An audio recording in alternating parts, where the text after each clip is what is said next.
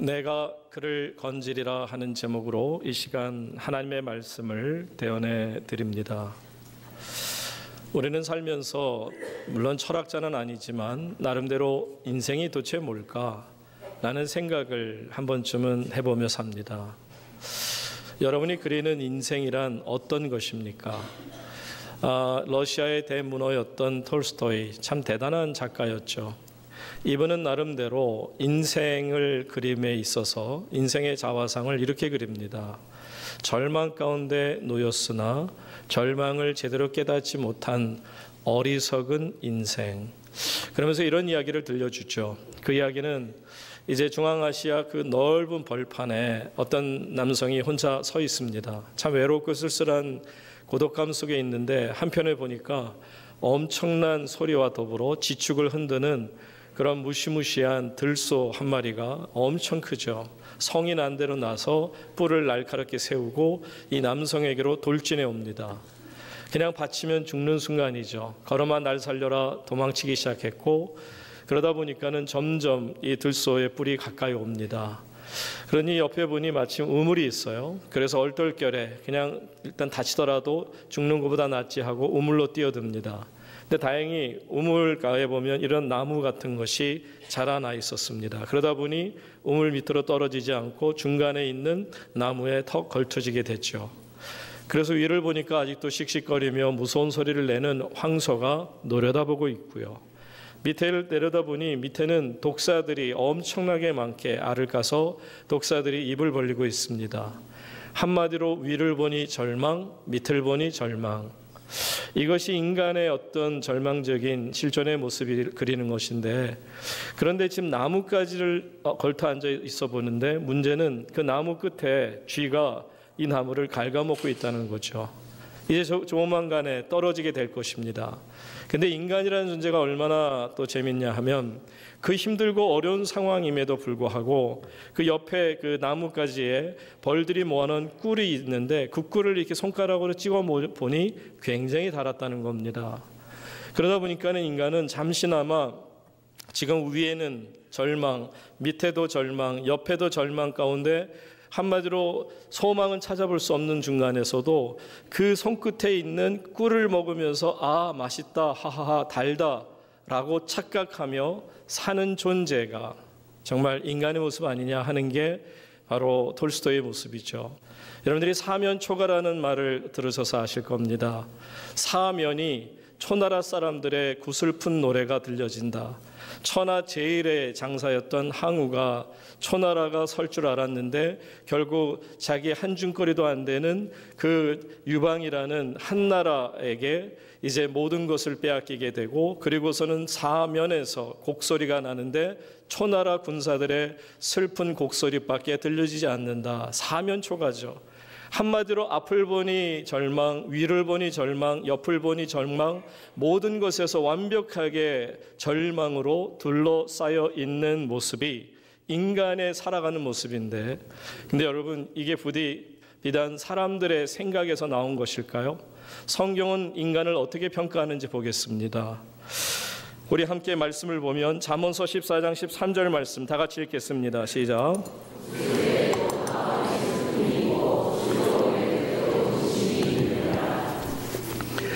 보시면 웃을 때에도 지금 웃고 있지만 얼굴은 웃고 있고 허허 소리는 내고 꿀을 찍어 먹고 아 달다 하고 있지만, 그러나 그 마음에는 뭐가 있다? 슬픔이 있고요.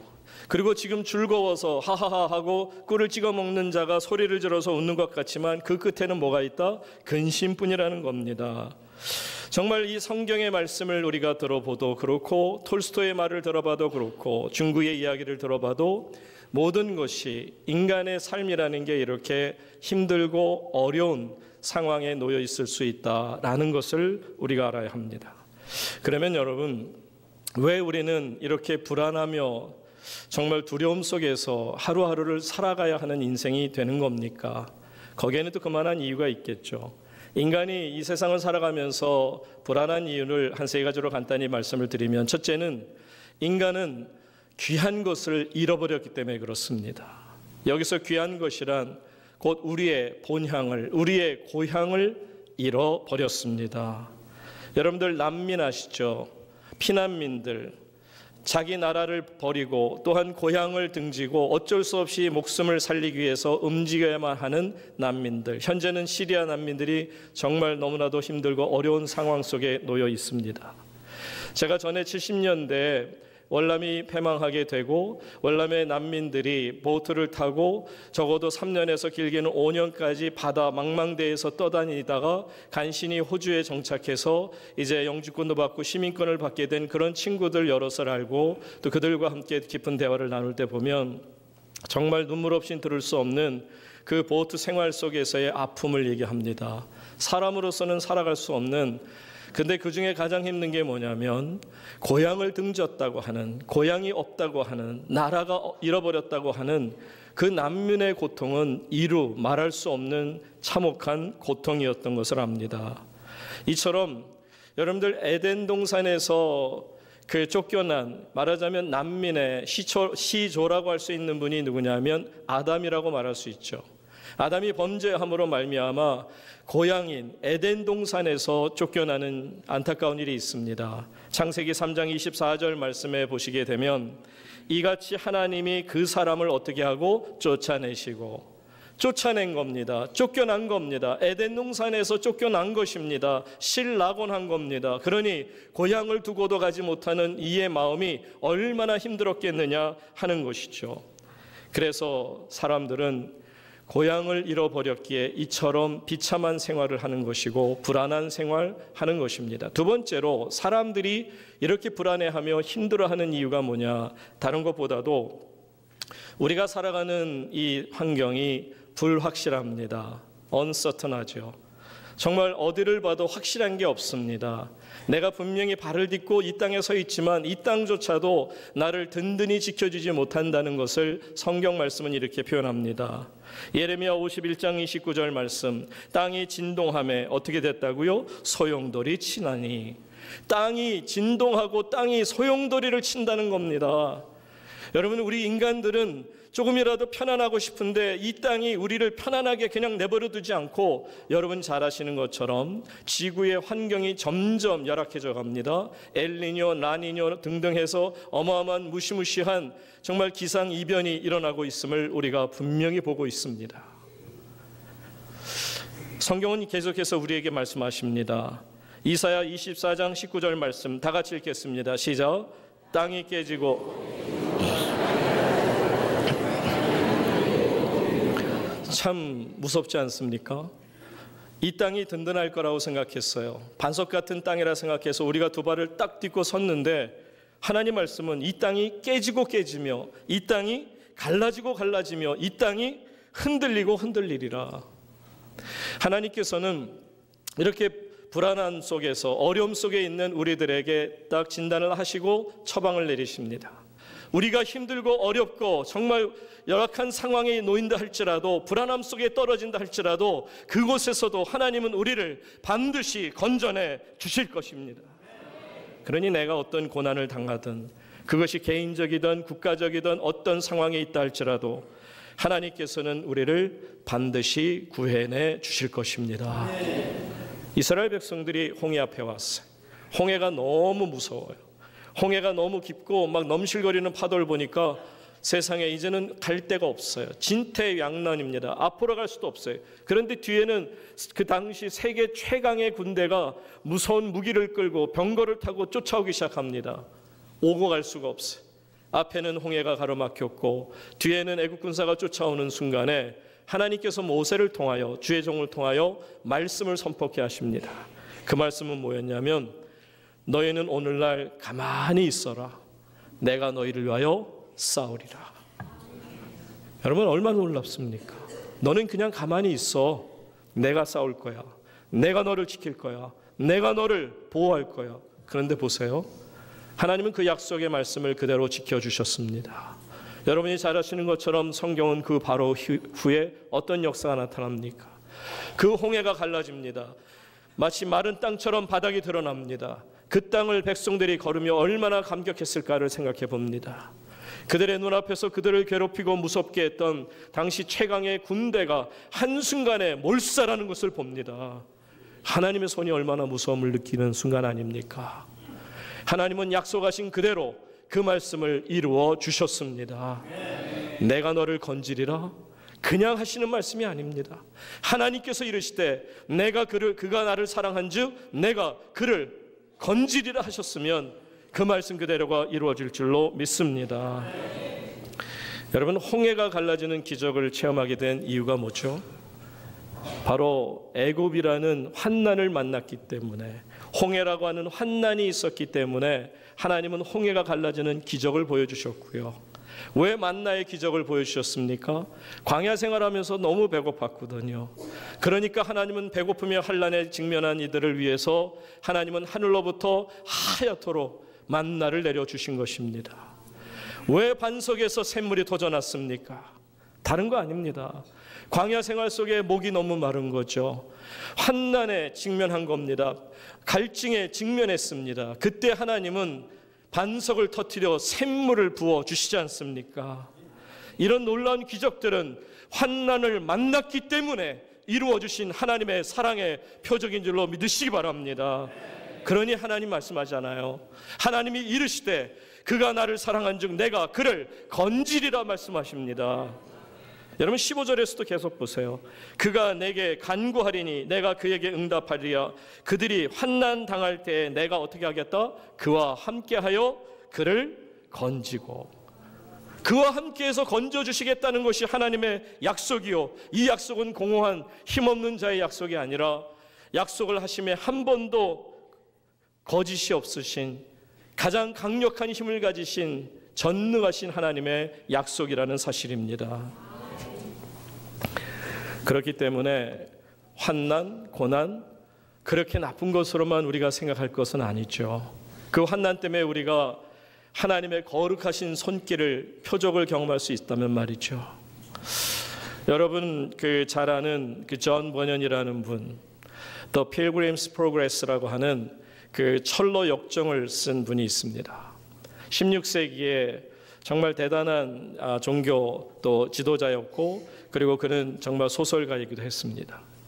그가 그 당시에 국교였던 앵글리칸 처치죠. 성공회에 대해서, 성공회가 너무 문란하고 정말 질서도 없는 것을 보고 이제 성공회를 나오게 됨으로 인해서 그만 종교적인 판단을 받고 12년 동안 감옥에 갇히게 됩니다. 이 존 버넌이 12년 동안 감옥에 갇힐 때 그가 가지고 들어간 것은 오직 유일한 하나, 성경책 한 권을 들고 들어갔죠. 그리고는 말씀드린 그 철로 역정을 이제 쓴 것입니다. 그래서 사람들은 평가하기를 성경책 다음으로 많이 읽은 책을 바로 존 버넌의 철로 역정이라 그렇게까지 평가할 정도로 대단한 영향력이 있는 책이었죠. 이 책에 보게 되면 이 존 버넌은 크리스찬이라는 이름을 가진 주인공을 내세웁니다. 크리스찬, 그리스도인. 그러니까 모든 세상의 교회의 성도들을 대표하는 이름으로 크리스찬이라는 주인공을 만들고, 이 크리스찬이라는 이 사람이 결국은 하나님 나라를 향해서 The Pilgrims, 한마디로 순례자의, 그러니까 여정이 되는 거죠.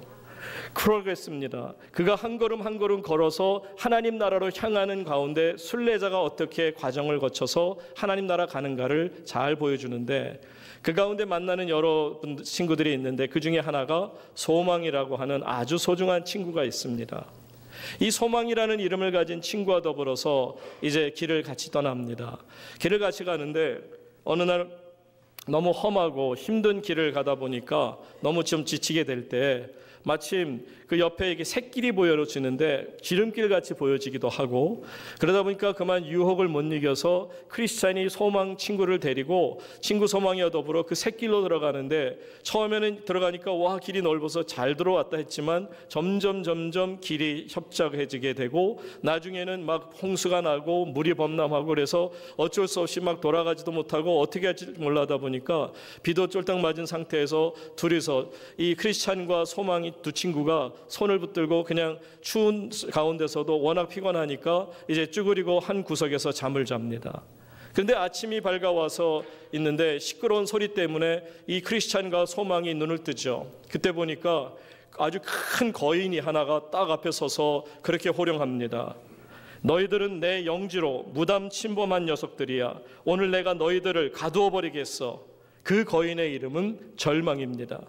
절망이라는 이 무시무시한 거인이 크리스찬과 소망을 그가 만든 무서운 지하 감옥에다가 가두게 되고, 그곳에서 이 크리스찬과 소망이를 아주 초죽음되도록 정말 엄청난 매질을 하게 됩니다.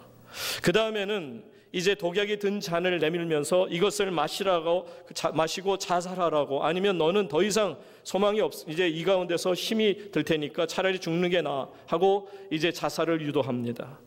그런데 크리스찬과 소망은 그 절망의 말을 듣지 않고, 그 거인의 말을 듣지 않고 끝까지 버텨냅니다.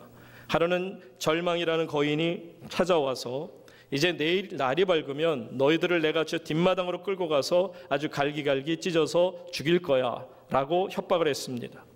자, 그 말을 들은 크리스찬과 소망이는 정말 이제 오늘이 마지막 밤이 되겠구나 라는 생각을 갖게 됩니다. 힘없이 감옥 바닥에 쓰러져 있는데 어느 순간 크리스찬이에게 하나님께서 생각을 주시면서 그로 하여금 무릎을 꿇게 하시고 기도를 시작하게 하십니다. 그래서 밤새 기도하는 가운데 새벽이 밝아올 때 크리스찬이 갑자기 자리를 박차고 일어나면서 이렇게 소리를 외칩니다. 지금쯤 내가 자유로이 걸어다닐 수도 있었을 이런 내 자신이 이런 악취 풍기는 지하실에 갇혀 있다니 이게 무슨 꼴이란 말인가? 얼마나 어리석은 일인가? 이 의혹의 성 안에 있는 자물쇠는 어느 것이나 열 수 있다고 하는 보장을 받은, 중요한 겁니다, 언약의 열쇠가 내 품속에 있다고 말씀을 들었었는데 그것이 내가 지금까지 있는 줄도 모르고 이처럼 고생하더니, 그래서 품 안을 넣어보니까 과연 정말 놀랍게도 내 품 안에서 언약의 열쇠가 나오는 거죠. 그래서는 이 소망이 친구를 얼른 깨웁니다. 소망아, 빨리 일어나. 내게 언약의 열쇠가 있어. 그리고서는 소망이를 데리고 이제 철창문에 가서 그 열쇠를 집어넣는 순간 소리도 없이 문이 석 열리는 거예요. 그래서는 소망이와 더불어서 그 절망의 감옥에서 뛰쳐나오는 것을 보게 됩니다. 여러분, 이 존 버년이 쓰고자 하는 이 이야기의 메시지는 무엇입니까? 우리는 하나님이 내게 주신 언약의 열쇠가 여기에 있단 말이에요. 그런데 이것을 잊고 지내요.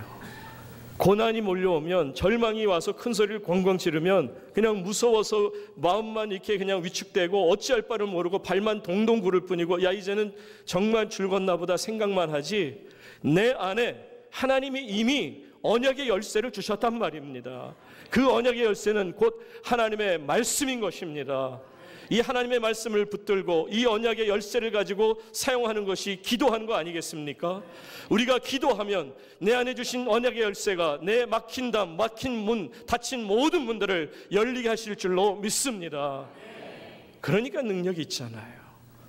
그러니까 우리가 이처럼 하나님 앞에서 하나님이 주시는 정말 놀라운 빛의 세계로 들어갈 수 있는 거죠. 하나님, 내게 말씀하십니다. 내가 너를 건지리라.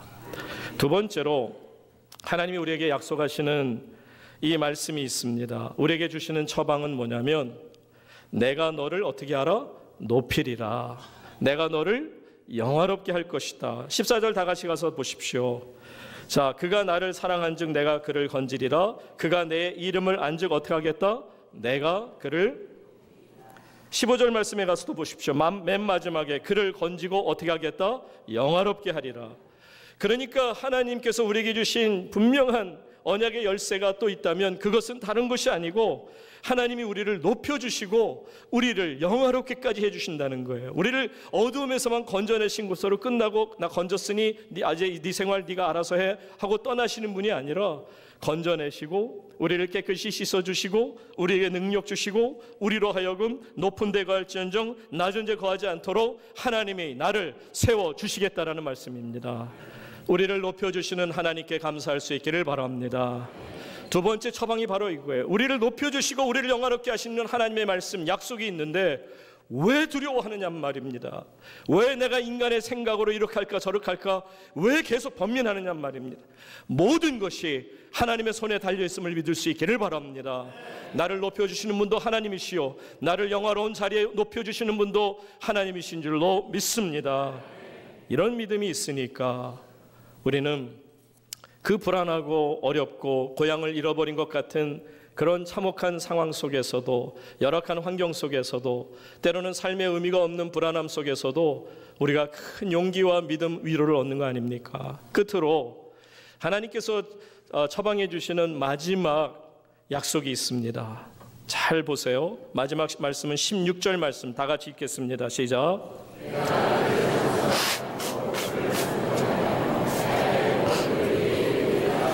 아멘.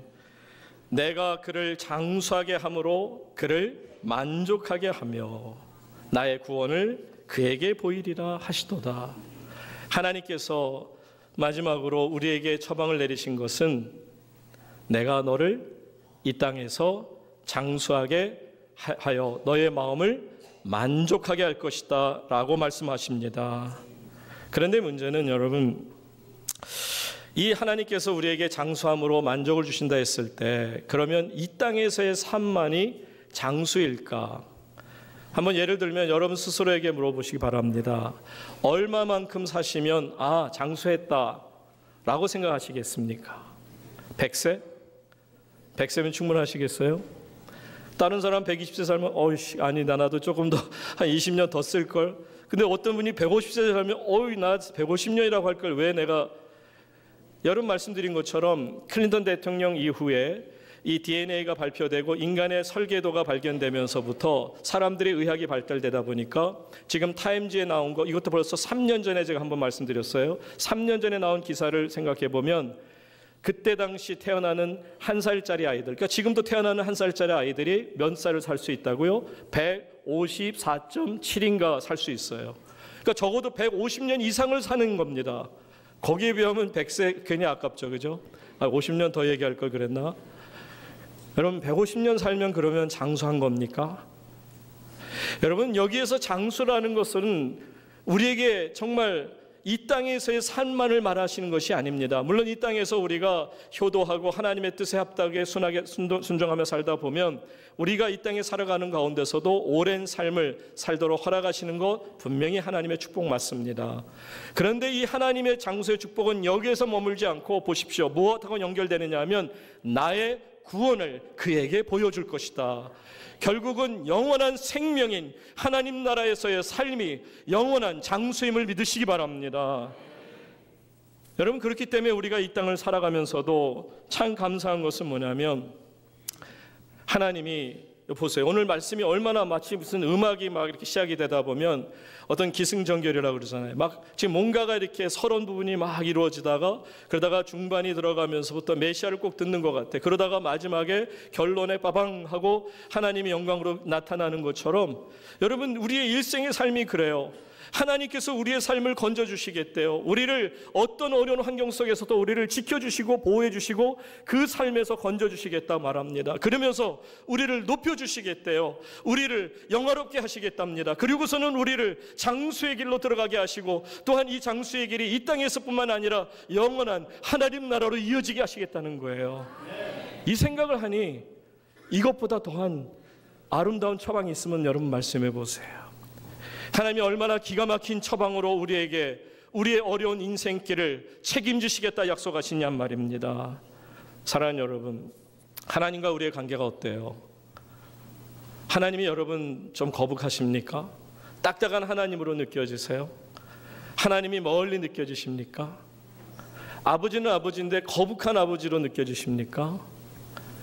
여러분 정말 아버지 품이 너무 좋아서 엄마의 품이 좋아서 그냥 엄마 한번 보면 엄마 하고 어린애가 달려와서 엄마 품에 그냥 칵 안기는 것처럼 그런 관계가 되어야 되지 않겠냔 말이에요. 여러분 하나님께서는 그걸 원하십니다. 하나님이 이런 사랑을 내가 너에게 주겠다 약속하실 때는 기대하는 것 딱 하나입니다. 너희가 이것을 믿고 나만 의지하고 내 품에 안겨 나에게 모든 것을 간구하면 내가 이루어 주리라 하는 것입니다. 그러니 여러분 하나님을 두려워하지 마시고요. 하나님이 나의 하나님, 나를 지키시는 하나님, 나의 영원하신 아버지, 오직 내가 피할 길은 오직 하나님 품이라는 것을 분명히 아실진데 이 시간 여러분 꼭 기억하시기 바랍니다. 그래서 마지막 이 시간에 여러분들 새해를 맞으면서 제가 한 절 한 절을 선포할 때 여러분은 그저 아멘으로 화답할 수 있기를 바랍니다. 이제 주의 종으로서 하나님 앞에서 새 문을 첫 열면서 여러분에게 선포합니다. 하나님 말씀하십니다. 하나님이 이르시기를 내가 너를 건지리라. 내가 너를 높이리라. 내가 너를 영화롭게 하리라. 내가 너를 장수하게 하리라. 내가 너를 구원하리라. 여러분들 아멘 하셨어요. 아멘 하신 것보다 더 큰 은혜가 이 한 해 동안 풍성히 여러분 가운데 채워지시기를 주의 이름으로 축원합니다.